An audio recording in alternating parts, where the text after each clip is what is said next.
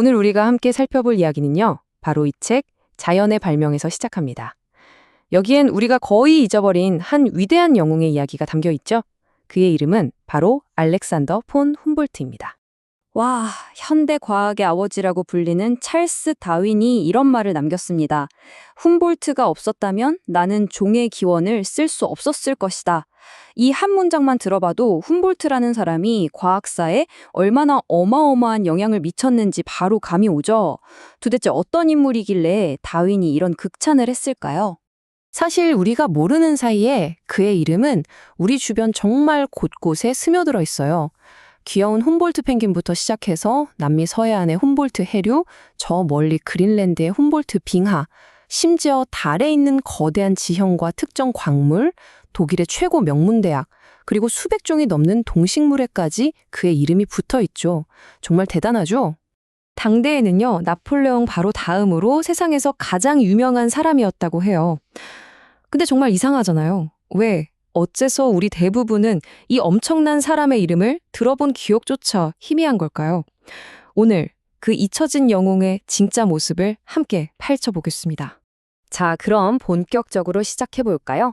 첫 번째, 그를 한마디로 표현하면 엄친아, 바로 완벽한 한 남자였습니다. 이 사람 배경을 보면요, 진짜 입이 떡 벌어집니다. 프로이센 최고 귀족 가문 출신이었고요. 태어날 때부터 막대한 유산을 물려받았죠.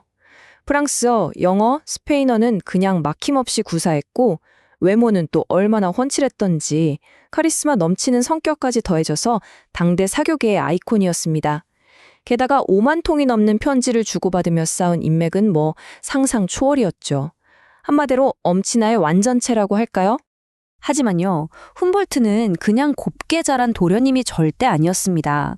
지금부터는 그 완벽한 이미지 뒤에 숨겨진 어떻게 보면 좀 광기 어린 지식을 향한 열정을 들여다볼 거예요. 그는 지식을 얻기 위해서라면 자기 몸을 던지는 걸 전혀 두려워하지 않았어요. 그의 그 지독한 열정을 보여주는 5가지 일화, 지금부터 진짜 빠르게 한번 훑어볼게요.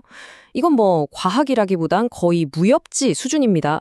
첫 번째, 갈바니즘, 그러니까 동물 전기 현상을 연구하겠다면서 자기 등을 직접 칼로 쬐습니다. 그리고 그 생살에 전극을 대고 전기를 흘려보내면서 그 끔찍한 고통과 근육의 반응을 너무나도 차분하고 상세하게 기록했어요. 두 번째는 더 황당합니다. 아마존 탐험 중에 원주민들이 쓰는 맹독 쿠라레를 보게 된 거예요. 보통 사람이면 어휴 무서워 하고 피할 텐데 이분은 이게 너무 궁금해서 손가락으로 콕 찍어서 맛을 봅니다. 세상에, 이 독이 혈관으로 직접 들어가지만 않으면 괜찮다는 걸 말 그대로 목숨 걸고 증명해낸 거죠. 세 번째, 당시 세계에서 가장 높은 산으로 알려졌던 침보라소 화산을 오릅니다. 요즘 같은 장비도 없이 해발 5,878m라는 인간의 한계를 시험하는 높이까지 올라갔어요. 고산병 때문에 눈이랑 잇몸에서 피가 철철 흘렀는데도 멈추지 않고 기압과 공기 성분을 측정했습니다. 정말 놀라운 집념이죠. 네 번째, 전기 뱀장어를 연구하다가 자기도 엄청나게 심한 감전을 당했습니다. 하루 종일 온몸의 관절이 마비되고 극심한 고통에 시달렸는데 이 사람은 오히려 자기가 겪은 그 고통의 양상을 분석하면서 기뻐했다고 해요. 정말 보통 사람은 아닌 것 같죠? 마지막 5번째, 심지어 그는 아직 활동 중인 화산 분화구 안으로 직접 기어 들어갔습니다. 펄펄 끓는 용암과 유독가스 때문에 질식할 뻔한 순간에도 기어코 화산 내부의 가스 표본을 채집해냈죠. 그의 지식에 대한 열망은 정말 한계가 없었습니다. 이렇게 몸으로 부딪히는 용기도 대단했지만 훔볼트가 정말 위대한 건 그만큼 단단한 도덕적 신념을 가진 지식인이었다는 점이에요.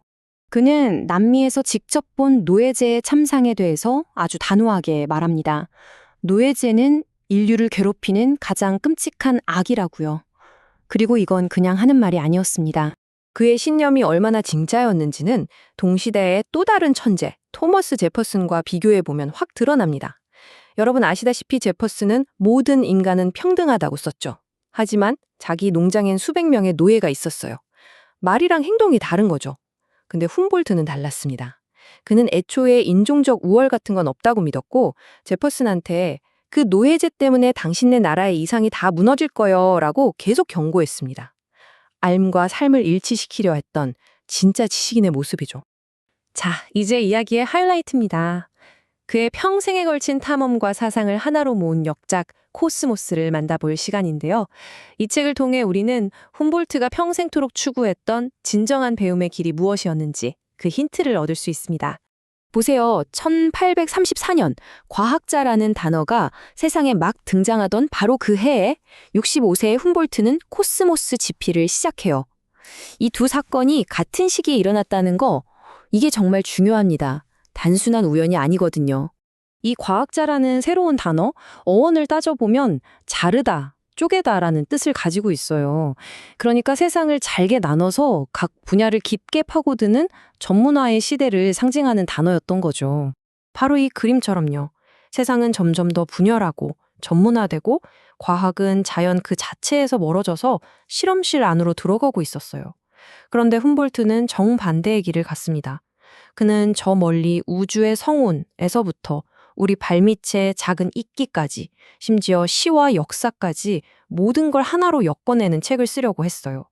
왜냐하면 자연은 그렇게 쪼개서 볼 수 있는 게 아니라 거대한 그물망처럼 모두 연결되어 있는 하나라고 굳게 믿었기 때문입니다. 훔볼트의 이 이야기는 200년이나 지났지만 지금 우리에게 아주 의미심장한 질문을 던집니다. 그래서 이런 질문을 던져보게 돼요. 과연 훔볼트는 지식을 나누는 현대적인 의미의 과학자였을까요? 아니면 모든 것을 연결하려 했던 위대한 자연 철학자의 마지막 세대였을까요? 그리고 이 질문은 결국 오늘을 사는 우리에게 향합니다.